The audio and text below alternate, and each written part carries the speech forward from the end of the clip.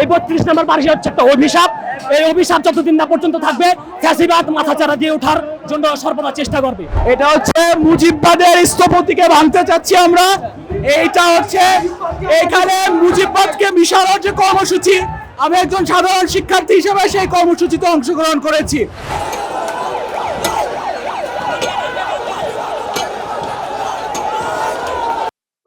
দর্শক, এটাই হলো ধানমন্ডি 32 নম্বরের বর্তমান পরিস্থিতি।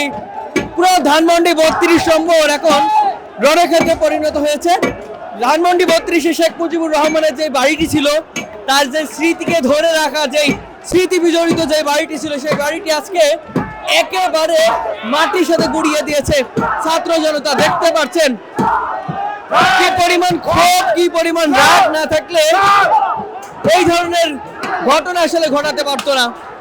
দেখতে পাচ্ছেন চারিদিক থেকে যে যেভাবে পারছে সেভাবেই কিন্তু তাদের প্রতিবাদ জানাচ্ছে, এমন চিত্র কিন্তু দেখতে পাচ্ছি। পুরো অঞ্চল জুড়ে বা পুরো জায়গা জুড়ে কিন্তু ধানমন্ডি 32 নম্বর এখন ভাঙচুর চলছে। ছাত্র জনতা যে যেখান থেকে পাচ্ছে সে সেখান থেকে কিন্তু ভাঙচুর করছে, এমন দৃশ্য কিন্তু আমরা দেখতে পাচ্ছি। দর্শক, সরাসরি যুক্ত করেছি ধানমন্ডি 32 নম্বর থেকে। আপনারা দেখছেন দর্শক বর্তমান ধানমন্ডি 32 নম্বর পরিস্থিতি। ছাত্র জনতা আজকে তাদের যত রাগ, সব রাগ কিন্তু এখানে উজাড় করছে। যে যেখান থেকে পারছে সে সেখান থেকে তাদের রাগ ক্ষোভ প্রকাশ করছে। দর্শক, আমরা একটু সামনে যাব, আপনারা দেখতে পাবেন যে 32 নম্বরের বর্তমান কি চিত্র।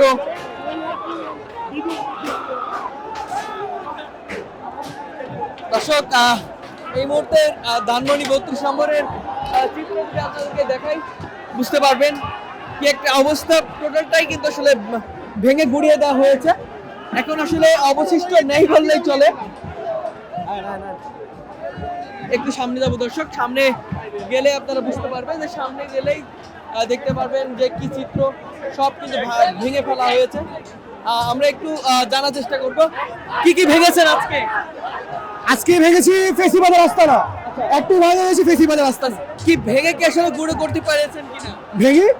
ভেঙে গুঁড়ো করতে পেরেছেন কিনা? ইয়েস, আরো হবে। এই বাংলার মাটিতে কোনো ফেসিবাদের আস্তানা থাকতে পারবে না।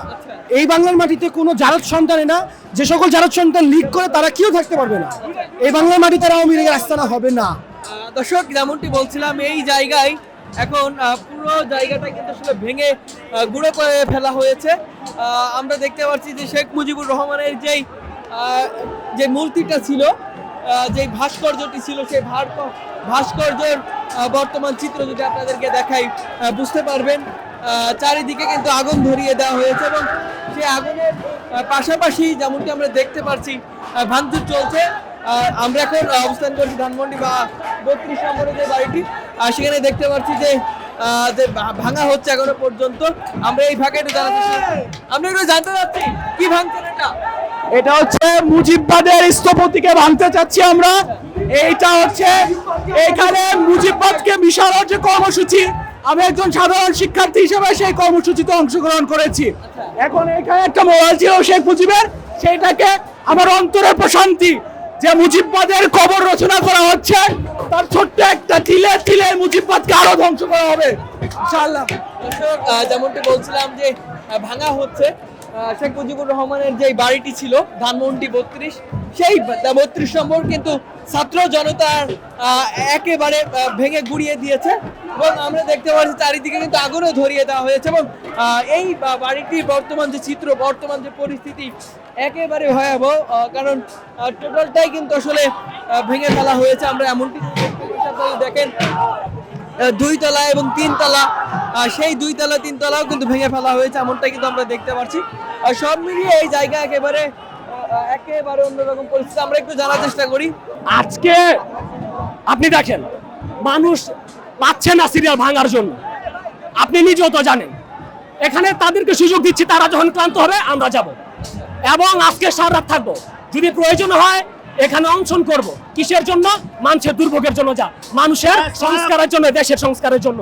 এই 32 নম্বর বাড়ি হচ্ছে একটা অভিশাপ। এই অভিশাপ যতদিন না পর্যন্ত থাকবে, ফ্যাসিবাদ মাথাচাড়া দিয়ে ওঠার জন্য সর্বদা চেষ্টা করবে। এই ফ্যাসিবাদ নির্মূল করব এবং ফ্যাসিবাদের ফ্যাসিবাদের সাথে জড়িত সকলকে শাস্তি পেতেই হবে। দর্শক, আমরা দেখতে পাচ্ছি বর্তমান ধানমন্ডি 32 নম্বরের শেখ মুজিবুর ও শেখ হাসিনা যে বাড়িটি, সেই বাড়িটির চিত্র আমরা দেখতে পাচ্ছি যে একেবারে বিধ্বস্ত বর্তমান চিত্র। কারণ এখানে কিন্তু ভেঙে ফেলা হয়েছে শেখ মুজিবুর রহমানের যে বাড়ি, সেই বাড়ি। আমরা আপনাদেরকে একটু দেখানোর চেষ্টা করি ঘুরে ঘুরে। যদি আপনাদেরকে দেখাতে পারতাম আপনারা বুঝতে পারতেন যে পুরোটাই কিন্তু আসলে ব্যতিক্রম দেখতে পাচ্ছি আমরা। কারণ এই জায়গাটায় গত কয়েকদিন আগেও কিন্তু আমরা দেখেছিলাম কি রমরমা। তবে ছাত্র জনতার গণ অভ্যুত্থানের পরে কিন্তু পরিস্থিতি ভিন্ন হতে শুরু করে এবং এখন আমরা দেখতে পাচ্ছি সেই বাড়িটি কিন্তু একেবারে ভেঙে গুড়িয়ে ফেলা হচ্ছে এবং দেখতে পাচ্ছেন সকল শ্রেণীর পেশার মানুষের আজকের এই বাড়িতে এসেছে। তার একটি কারণ এই প্রতিবাদ জানানোর জন্য। আপনারা যদি দেখেন বুঝতে পারবেন কি পরিমাণ ক্ষোভ, কি পরিমাণ রাগ প্রতিটা মানুষের মধ্যে রয়েছে, সেটা কিন্তু বলতে আর বাকি থাকে না। আমরা একটু তুলে দেবো সামনে, যে আপনাদেরকে দেখানোর চেষ্টা করবো। দর্শক, আমরা আপনাদেরকে সরাসরি যুক্ত করেছি, একটু দেখাই। সামনে গেলে আমরা বুঝতে পারবো যে বর্তমান আসলে কি পরিস্থিতি বা বর্তমান আসলে কি অবস্থা। আমরা যদি আপনাদেরকে দেখানোর চেষ্টা করি বুঝতে পারবেন যে বর্তমান যে অবস্থান ছড়িয়েছে পুরোটাই কিন্তু আসলে গুড়িয়ে দিয়েছে ছাত্র সমাজ।